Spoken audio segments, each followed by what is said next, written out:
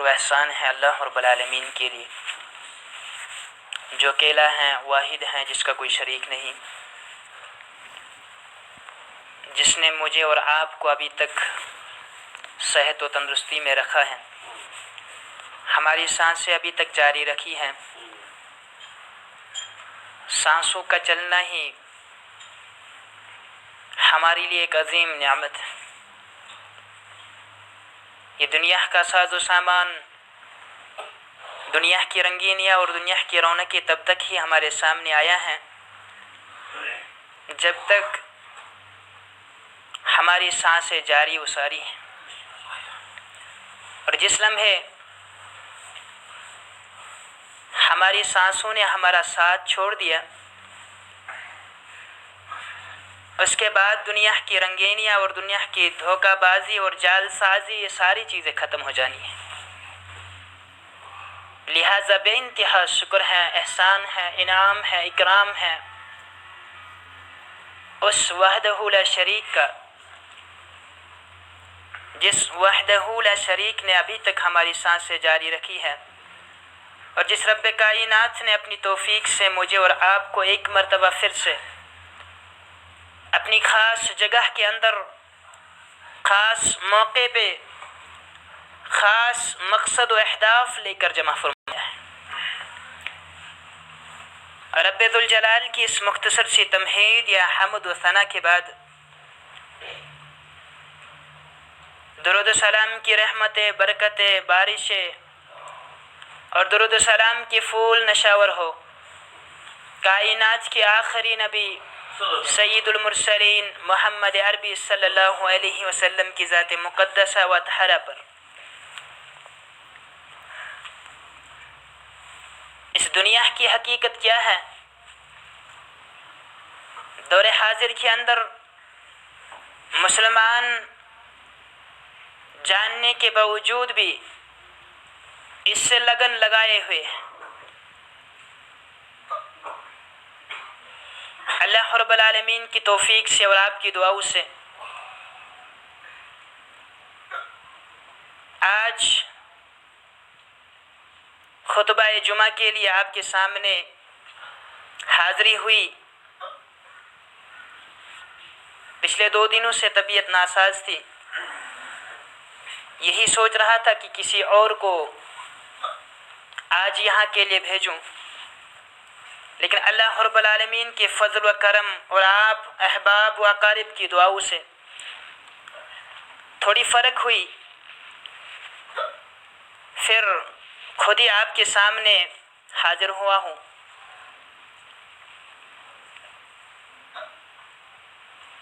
اپنی جگہ پہ یہ سوچ کے بھی حیران تھا،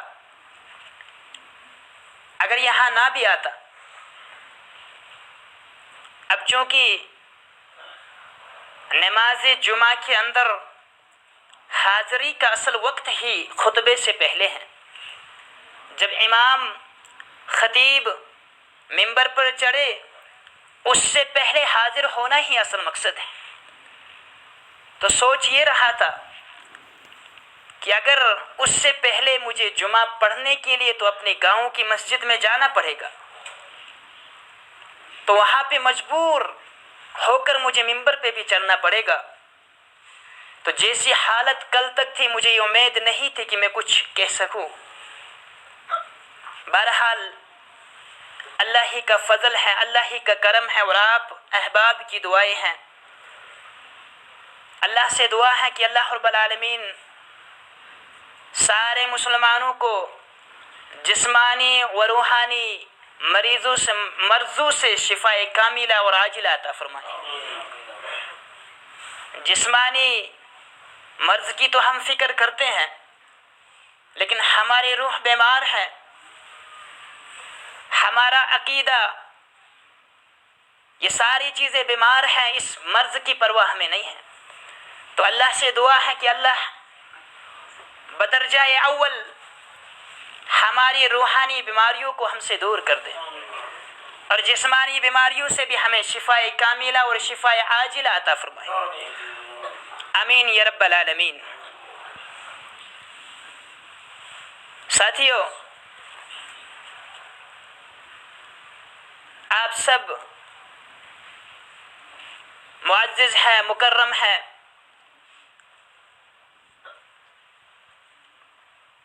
علم و دانشور ہے، آپ کے گھر میں بھی بچے ہیں، سال میں وہ بھی 2 مرتبہ کم سے کم امتحان کی تیاری کرتے ہیں، اور ایک باپ ایک غریب ہونے کے باوجود بھی، اس کے پاس وقتاً فوقتاً مال و درہم نہ ہونے کے باوجود بھی اپنے بچوں کے لیے بڑی محنت و مشقت کرتا ہے کہ کبھی گرچہ مجھے قرض بھی اٹھانا پڑے، گرچہ مجھے اپنے ہاتھوں کو اپنے پڑوسیوں کے سامنے بھی پھیلانا پڑے، وقتاً فوقتاً مجھے ان کے دروازوں کو بھی کھٹکھٹانا پڑے، لیکن میرے بچے کو جب اسے کاپی کی حاجت ہو، پین یا کسی اور چیز کی ضرورت ہو، تو اسے محسوس نہیں ہونا چاہیے کہ میرے باپ کے پاس طاقت نہیں ہے کہ مجھے وہ فلاں چیز خرید کے نہیں دے سکتا۔ لیکن کیا ہوتا ہے، یہ ساری چیزیں مہیا کرنے کے بعد ایگزام کے اب کچھ ہی دن بچے ہوئے ہیں، 2 یا 3 دن کے بعد امتحان ہے، آپ نے سال بھر اپنے بچے کو ساری چیزیں عطا کر دی، اب ایگزام سے 1 یا 2 دن قریب بچہ غفلت میں پڑا ہوا ہے،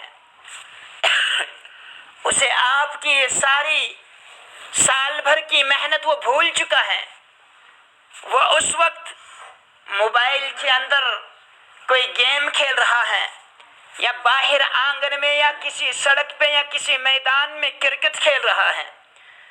باپ محنت و مزدوری کر کے گھر پہنچتا ہے، اپنی اہلیہ سے سوال کرتا ہے بچے کے ایگزام ہے، بچہ گھر پہ موجود نہیں ہے، کیا وجہ ہے؟ اور جواب اس کو سننا پڑتا ہے، ابھی کھیل کود کے لیے گیا ہے، موبائل میں مصروف ہے، یا کسی گراؤنڈ کے اندر کسی سڑک پہ کھیل رہا ہے۔ اس باپ کو اپنی سال بھر کی محنت یاد آتی ہے، بڑی محنت کی تھی، بڑی مشقت کی تھی، لیکن آج یہی میرا بچہ غفلت میں پڑا ہوا ہے، غفلت میں پڑا ہوا ہے۔ یہ تو اس باپ کی محبت ہے، جس محبت و ہمدردی اور مودت سے اپنے بچے کی پرورش کرتا ہے، خود پر بوجھ ڈال کے اپنے بچوں کی پرورش کرتا ہے اور بڑی ہمدردی سے کرتا ہے۔ لیکن یارو، یہ تو دنیا کا عارضی امتحان ہے، ہمیں در حقیقت اس امتحان کی تیاری کرنی ہے، اور ہمارا خالق ہمارے والدین سے زیادہ ہم سے محبت کرنے والا ہے، ہمارا خالق ہمارے اہل و اقارب، ہماری ماں اور بہن سے زیادہ ہم سے محبت کرنے والا ہے، اور جس امتحان کی ہمیں تیاری کرنی ہے، جس کے لیے رب ذوالجلال نے ساری چیزیں ہمیں عطا کر دی ہے، لیکن باوجود اس کے بھی جب انسانیت غفلت میں پڑی ہوئی ہے، اور اللہ رب العالمین نے اسی لیے اسی مقصد سے جو انسانیت غفلت میں پڑتی گئی، جو قومیں اس غفلت کے شکار ہوئے، تو اللہ رب العالمین نے اسی وقت انہی اقوام کے اندر انہی میں سے انبیاء کو مبعوث فرمایا، تاکہ سال بھر جو والد محترم نے بچے کو سب کچھ مہیا کرنے کے بعد اگر آخری دنوں میں بھی ان کی نگرانی نہیں کی، تو بچے کا امتحان میں پاس ہونا ممکن نہیں ہے۔ اسی لیے اللہ رب العالمین نے بھی ہمیں ساری چیزیں عطا کر دی ہیں، لیکن باوجود اس کے بھی اللہ رب العالمین نے ہم ہی میں سے ہمارے ہی بھائیوں میں سے، یعنی تمام اقوام میں انہی کے بھائیوں میں سے ایک ڈرانے والا بنا کر بھیجا، تاکہ امت انسانیت غفلت میں نہ رہے، انہیں یاد آ جائے کہ عنقریب انہیں کسی امتحان کے اندر شامل ہونا ہے، کسی ایگزام ہال کے اندر انٹر ہونا ہے، اور وہاں پہ ان کا سخت امتحان ہوگا، وہاں پہ ان کا سخت ایگزام ہوگا۔ یہی بات اللہ رب العالمین نے سورۃ الانبیاء کی آیت نمبر 1 میں ارشاد فرمائی۔ رب ذوالجلال ارشاد فرماتے ہیں اقترب للناس حسابهم وهم في غفلة معرضون۔ اور لوگوں، ان لوگوں کو کیا ہو گیا؟ ان کا حساب تو قریب پہنچ چکا ہے، حساب تو ان کا، امتحان تو قریب پہنچ چکا ہے، لیکن باوجود جاننے کے یہ غفلت میں پڑے ہوئے ہیں۔ بڑی ہمدردی کے ساتھ، بڑی محبت و مودت کے ساتھ میرا اور آپ کا خالق و رازق، میرا اور آپ کا معبود برحق، میرا اور آپ کا مسجود برحق بڑے ہمدردانہ کلام کے اندر مجھے اور آپ کو باخبر کر رہے ہیں۔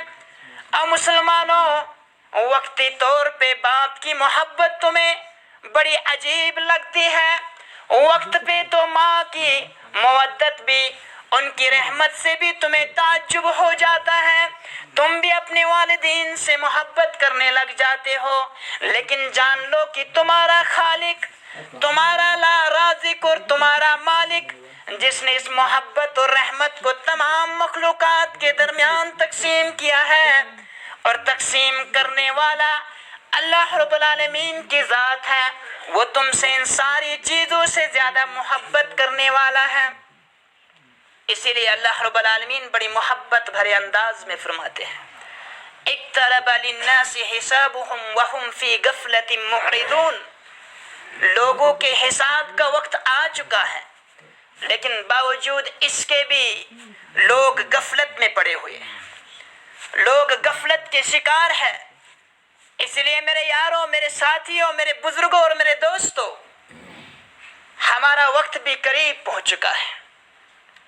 نہیں معلوم کون سی گھڑی میری اور آپ کی آخری گھڑی ہو، نہیں معلوم کون سا لمحہ میرا اور آپ کا آخری لمحہ ہو، اور ابھی تک ہم غفلت کے شکار ہوئے ہیں، ابھی تک میں اور آپ غفلت کے اندر ہیں، نہ ہمیں اپنی فکر ہے، نہ اپنے اہل و عیال کی فکر ہے، نہ اپنے اہل و اقارب کی فکر ہے، نہ اپنے باپ کی فکر ہے، نہ ماں کی فکر ہے۔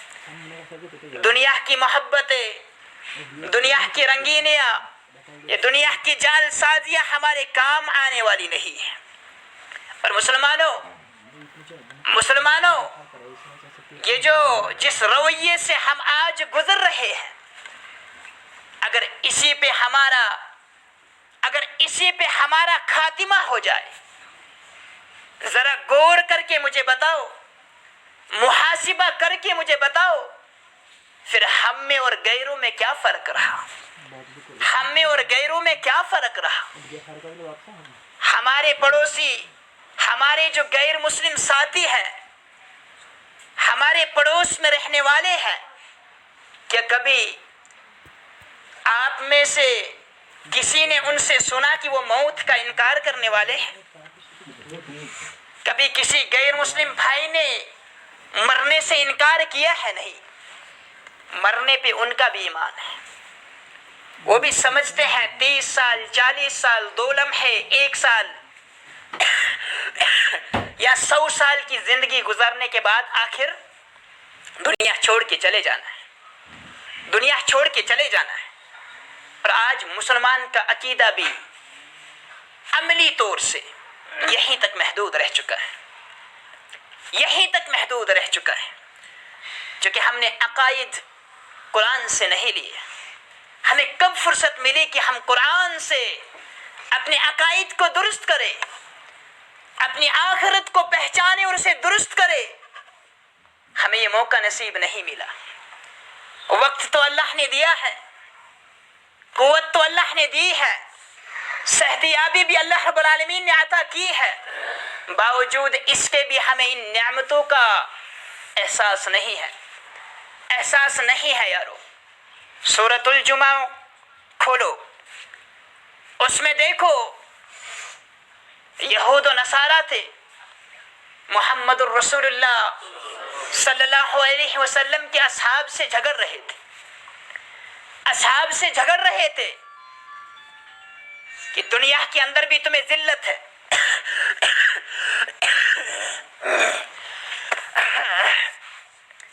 وقتی طور پر دنیا میں بھی تمہیں پریشانیوں کا سامنا کرنا پڑ رہا ہے، اور آخرت میں بھی ہمیں ہی، یعنی یہود و نصارہ کا یہ گمان تھا کہ دنیا میں بھی ہمیں اللہ نے نوازا ہے، ہم آج بھی تم سے قوی ہے، اور آخرت کے روز بھی جنت بھی اللہ نے ہمارے ہی لیے تیار کر کے رکھی ہے۔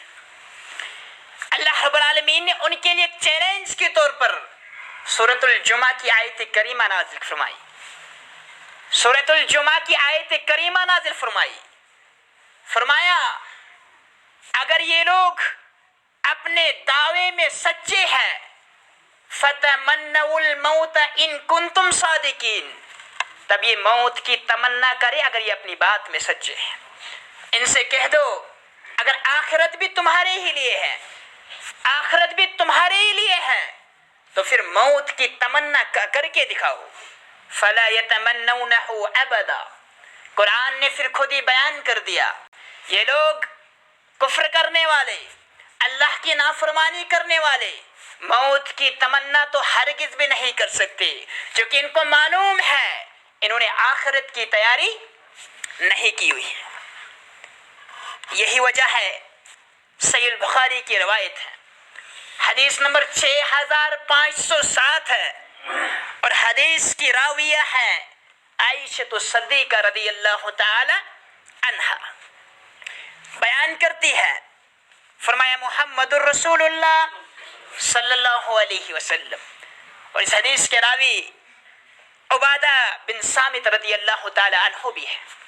صحیح بخاری کے اندر، ترمذی کے اندر، صحیح مسلم کے اندر، باقی کتب کے اندر بھی اس حدیث کو الگ الفاظ کے ساتھ روایت کیا گیا ہے۔ بہرحال صحیح بخاری کے جو الفاظ ہیں بیان کرتے ہیں ان النبی صلی اللہ علیہ وسلم قال، بے شک کہ کائنات کی افضل ترین شخصیت محمد الرسول اللہ صلی اللہ علیہ وسلم نے فرمایا احب اللہ لکا من احب لکا اللہ، تم میں سے جو بھی اللہ رب العالمین سے محبت، اللہ رب العالمین سے ملاقات کو پسند کرتا ہے، اللہ بھی پسند کرتا ہے کہ وہ اس سے محبت، اس سے جو ہے ملاقات کرے۔ تم میں سے جو اللہ سے ملاقات کو پسند کرتا ہے، اللہ بھی اسی سے ملاقات کرنے کو پسند کرتا ہے۔ اور فرمایا ومن کرہ لقاء اللہ، جو اللہ سے ملاقات کو پسند نہیں کرتا، اپنے اعمال کی وجہ سے اللہ رب العالمین سے ملاقات کو پسند نہیں کرتا ہے، کرہ اللہ لقاءہ، اللہ رب العالمین کو بھی پسند نہیں ہے کہ وہ اس سے ملاقات کرے۔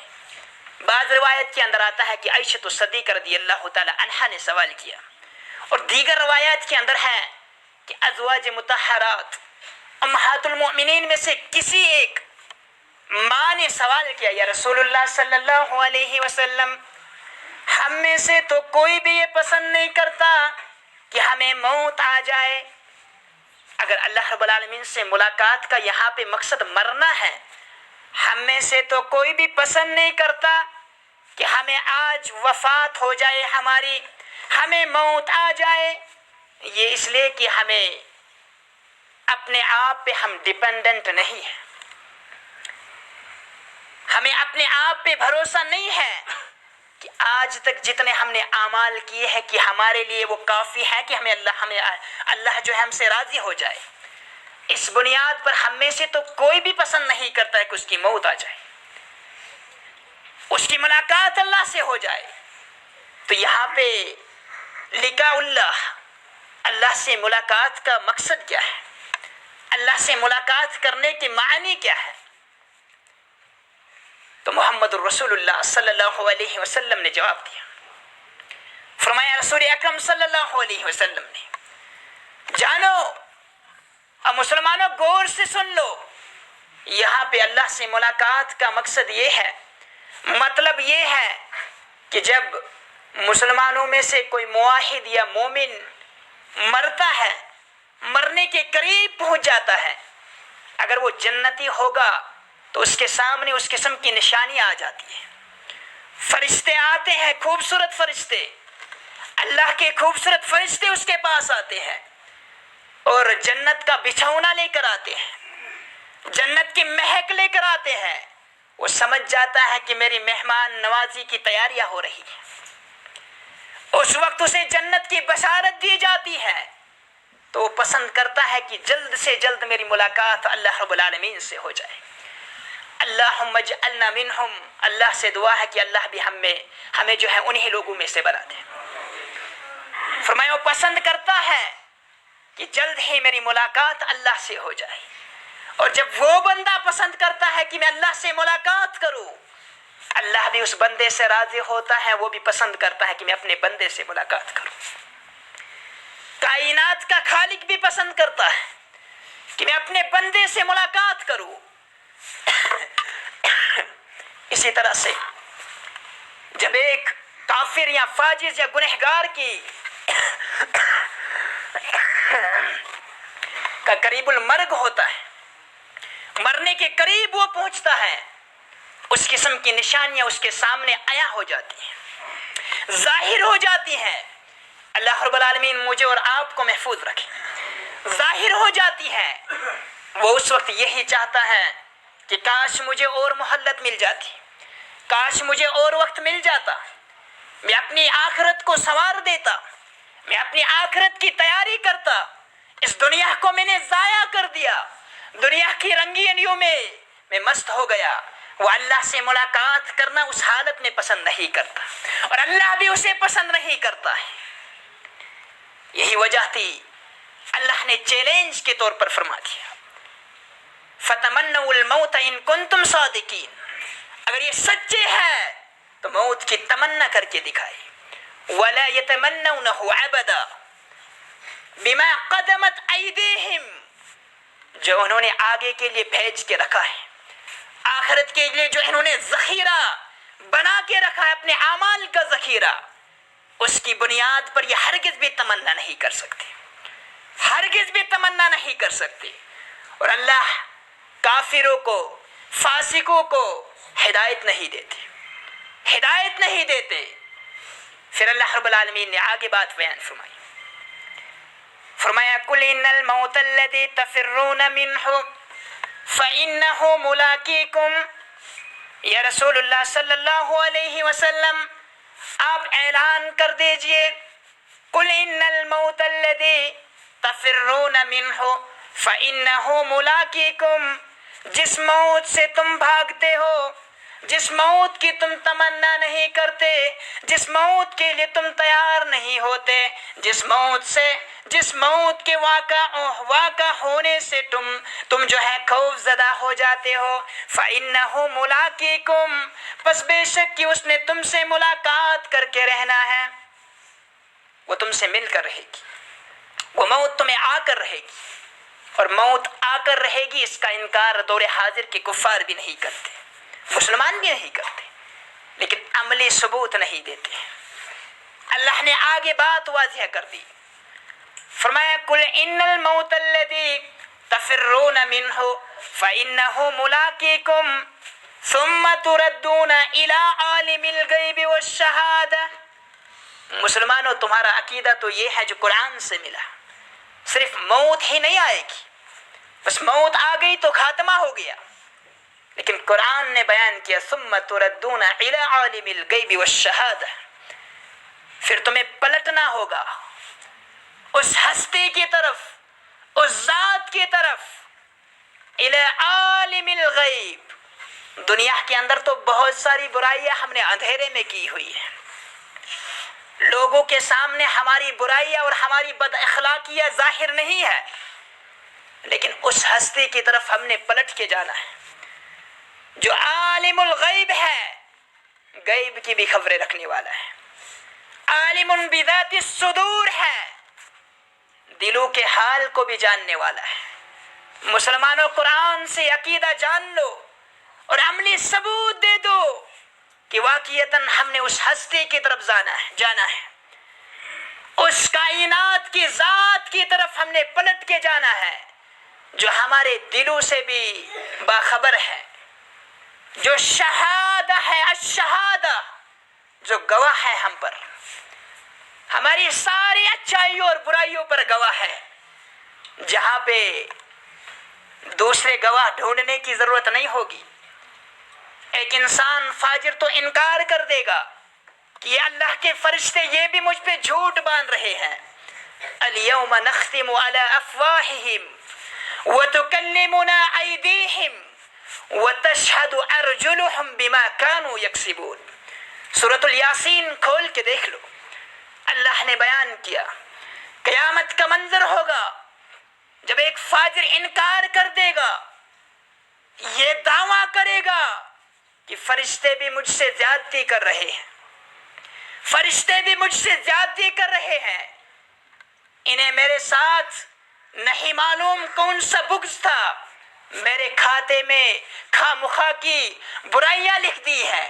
قرآن نے بیان کیا الیوم نختم علی افواہہم، ہم ان کی زبانوں پر مہر لگا دیں گے، وتکلمنا ایدیہم، ہمارے یہ ہاتھ جنہیں آج ہم برائیوں کے لیے استعمال کرتے ہیں، کل یہی ہاتھ ہمارے گواہ بن جائیں گے، وتشہد ارجلہم، ہمارے پاؤں ہماری رانیں گواہی دینے لگ جائیں گی، بما کانوا یکسبون، دنیا کے اندر جو کچھ کیا تھا وہاں پہ دوسرا کوئی گواہ ڈھونڈنے کی ضرورت نہیں ہوگی، ہمارے جسم کے اعضاء ہماری گواہی دیں گے۔ لہٰذا اللہ نے پہلے ہی ہمیں باخبر کر دیا، اقترب للناس حسابهم وهم فی غفلۃ معرضون، لوگوں کے حساب کا وقت قریب پہنچ چکا ہے لیکن ابھی تک لوگ غفلت میں پڑے ہوئے ہیں، اور یہ اللہ کی ہمدردی ہے، اللہ کا احسان ہے، اللہ کا پیار ہے، اللہ کی مودت ہے، جس کی بنا پر اللہ اپنی رحمت سے ہمیں قبل از وقت ہمیں جو ہے باخبر کر رہے ہیں، ہمیں اس آخرت کی نشاندہی کر رہے ہیں، آخرت کے بارے میں ہمیں باخبر کر رہے ہیں۔ تو فرمایا یہ لوگ جو ہیں، یہ لوگ موت کی تمنا نہیں کریں گے۔ آج ہم میں سے کتنے تیار ہیں جو اپنی جگہ پہ مطمئن ہوں گے کہ اس حال میں بھی اگر ہماری موت آ جائے تو الحمدللہ ہمیں امید ہے کہ اللہ ہمیں سزا نہیں دے گا۔ مجھے لگتا ہے بہت قلیل تعداد میں لوگ ہوں گے، چونکہ دنیا کی تیاریوں میں ہم لگے ہوئے ہیں، دنیا کے کل کی فکر تو ہمیں ہے، جبکہ ہمیں معلوم نہیں ہے کہ کل ہم دیکھ بھی پائیں گے یا نہیں، کل ہمیں نصیب بھی ہوگا یا نہیں، اور آخرت کا کل جو کہ ابھی سے بھی شروع ہو سکتا ہے، ایک لمحے کے اندر ہی آخرت کا کل جو ہے شروع ہو سکتا ہے۔ جب جس کا وقت پہنچ جائے اس وقت کوئی مہلت نہیں ملتی، اس وقت کوئی وقت نہیں ملتا، اس لیے ہم میں اور غیروں میں پھر کیا فرق رہا؟ اگر ہم بھی مانتے ہیں کہ مرنا ہے، وہ بھی مانتے ہیں مرنا ہے، آخرت کی وہ بھی تیاری نہیں کرتے اور ہم بھی آخرت کی تیاری نہیں کرتے، گویا کہ ہمارا ایمان نہیں ہے کہ آخرت کے اندر دوسری زندگی ہے جسے عالم برزخ کہا جاتا ہے، جو قبر سے شروع ہوتی ہے اور حساب والے دن پہ اس پر خاتمہ ہوتا ہے۔ عالم برزخ پہ گویا ہمیں یقین ہی نہیں ہے، گویا ہمیں ایمان ہی نہیں ہے، جس طرح سے ہم عملی ثبوت دے رہے ہیں، جس طرح سے ہم عملی ثبوت دے رہے ہیں۔ ثم تردون الی عالم الغیب والشہادہ، پھر تمہیں پلٹ کے جانا ہے اس ہستی کی طرف جو غیب کی خبر رکھنے والا ہے، جو گواہ ہے۔ فَيُنَبِّئُكُم بِمَا كُنتُمْ تَعْمَلُونَ، پھر تمہیں وہاں پہ حساب لے گا جو کچھ تم کر رہے تھے، دنیا کے اندر جو کچھ کیا ہے اس کا حساب لیا جائے گا۔ حضرت سلیمان علیہ السلام ہے، اللہ رب العالمین نے دنیا کی بادشاہت عطا کی تھی، بہت سارے ایسے بھی ہیں جو مسلمان تھے، ایمان والے تھے، اللہ نے اس کے باوجود بھی ایمان کی دولت کے ساتھ ساتھ انہیں دنیا کی دولت سے بھی نوازا تھا، دنیا کی دولت سے بھی نوازا تھا۔ حضرت سلیمان علیہ السلام اپنے کمرے کے اندر بیٹھے ہوئے ہیں، ایک بہت بڑے بادشاہ जिसकी हुकूमत न सिर्फ दुनिया के इंसानों पर चलती थी बल्कि जिनों के भी हाकिम थे हज़रत सुलेमान अलैहिस्सलातु वस्सलाम, और दुनिया की बेशुमार मखलूकात के भी हाकिम थे, चरिंदों परिंद जानवरों के भी हाकिम थे। वो सारी बहुत सारी मखलूकात उनके मातहत थी। ये बादशाह अल्लाह रब्बुल आलमीन ने अपनी हिकमत से उन्हें अता की थी। मलकुल मौत एक फरिश्ता, जिसे हमारी ज़बान में मैं सुनता हूँ यहाँ पे कहा जाता है इज़राहील। इज़राहील का लफ्ज़ सही सनद के साथ न कुरान में मिलता है न हदीस के अंदर कहीं आया है। यहाँ पे हसद के साथ, एक बुरे लक़ब के साथ इस लफ्ज़ का इस्तेमाल किया जाता है, इज़राहील। यानी जो ही अगर किसी बच्चे के सामने, हम में से किसी के सामने ये नाम लिया जाता है तो एक खौफ जैसा और दहशत जैसी पैदा हो जाती है। हालांकि मलकुल मौत ही आया है। आप अगर मुताला करेंगे कुरान के अंदर या अहादीस सहिया के अंदर, मलकुल मौत ही आया है, मौत का फरिश्ता। इज़राहील नाम साबित नहीं है, लिहाजा ये नाम इस्तेमाल नहीं करना चाहिए। इसी तरह से यजीद बिन मुआविया रज़ी अल्लाह ताला, यजीद बिन मुआविया जो मुआविया के बेटे हैं, जिनका नाम यजीद था, आज कोई किसी के साथ बुरा करता है तो ये नाम उस वक्त इस्तेमाल किया जाता है, या ये इस्तिलाह इस्तेमाल की जाती है, ये बड़ा यजीद है। हालांकि यजीद एक नाम था जो मुसलमानों के एक हाकिम गुजरे हैं, उनसे कुछ खताएं भी हुई हैं, उन्होंने कुछ अच्छे काम भी किए हैं, लिहाजा नामों का गलत इस्तेमाल नहीं करना चाहिए। तो ये बात मुझे याद आई मलकुल मौत पे। तो मलकुल मौत की हाज़िरी होती है सुलेमान अलैहिस्सलातु वस्सलाम के दरबार में। फरिश्ता मुलाकात करता है, सुलेमान अलैहिस्सलातु वस्सलाम से बातचीत हो रही है। वहीं पे एक शख्स बैठा हुआ है। सुलेमान अलैहिस्सलातु वस्सलाम के जो वहाँ पे खिदमत गुजार थे, उनमें से एक खादिम वहाँ पे मौजूद है। तो बहरहाल जब मलकुल मौत वहाँ से रवाना हो गए, उस शख्स ने सवाल किया सुलेमान अलैहिस्सलातु वस्सलाम से, ये जो एक शख्स अभी आपके पास आया, जिससे आपकी जो है बातचीत हो रही थी, चूँकि फरिश्तों को अल्लाह रब्बुल आलमीन ने एक ऐसी ताकत अता की है कि वो अपने जिस्म को अल्लाह के हुक्म से तब्दील कर सकते हैं। कभी इंसान की शक्ल में आएंगे, कभी किसी और शक्ल में आएंगे, बहुत कलील तादाद में अपनी असल शक्ल में आते हैं।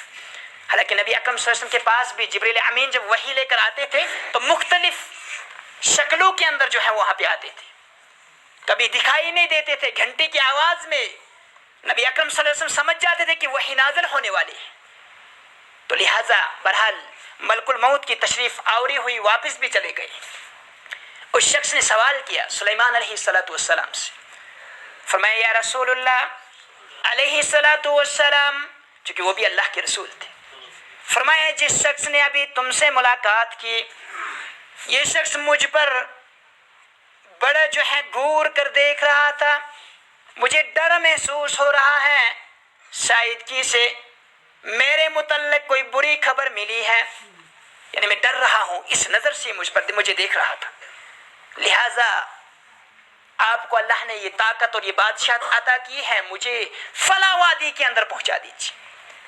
अल्लाह के इस पैगंबर ने सुलेमान अलैहिस्सलातु वस्सलाम ने हवा को हुक्म दिया, क्योंकि वो उनका भी बादशाह था, अल्लाह ने अता की थी बादशाह को।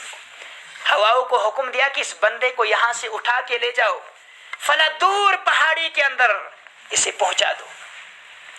वो मलकुल मौत था, उसकी मौत वहीं पे लिखी हुई थी, मौत का फरिश्ता वहाँ पे पहुँचता है।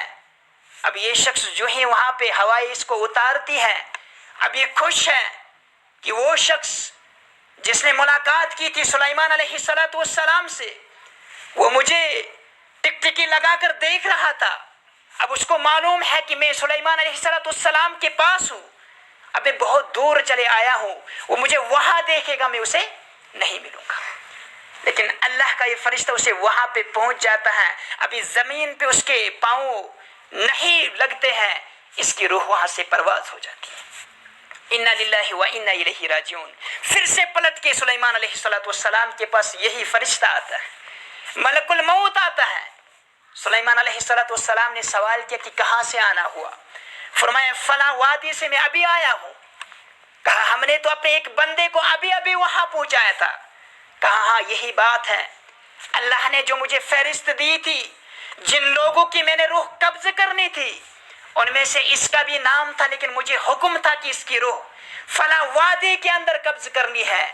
اب میں اپنی جگہ پہ سوچ رہا تھا اللہ کا حکم تو ہے، اس شخص کو میں تیرے سامنے یہاں پر دیکھ رہا تھا اور ان قریب مقررہ وقت پر میں نے اس کی روح قبض کرنی تھی، فلاں جگہ پہ کرنی تھی.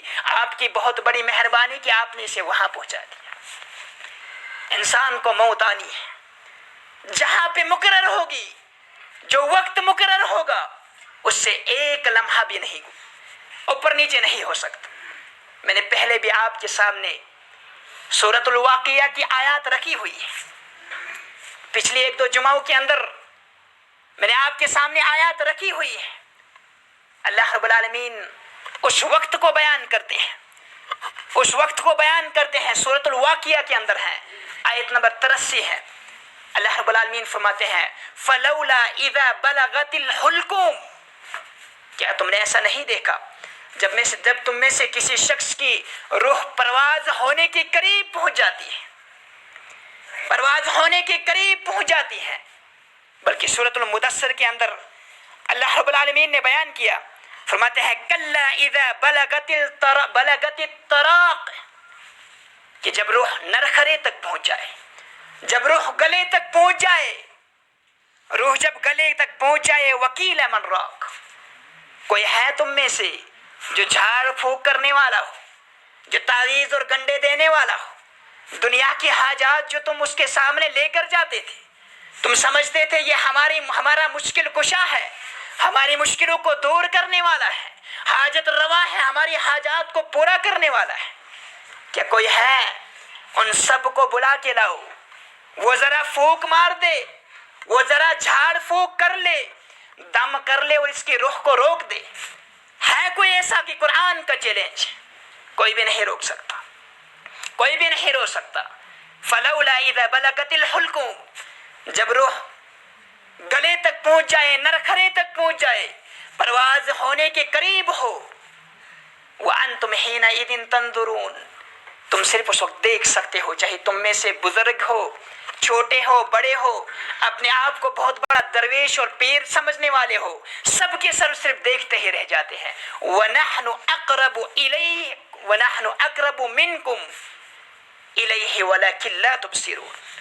ایسے وقت کے اندر بھی تم سے زیادہ قریب ہم ہی ہوتے ہیں. اللہ رب العالمین اس کے فرشتے میت کے زیادہ قریب ہوتے ہیں.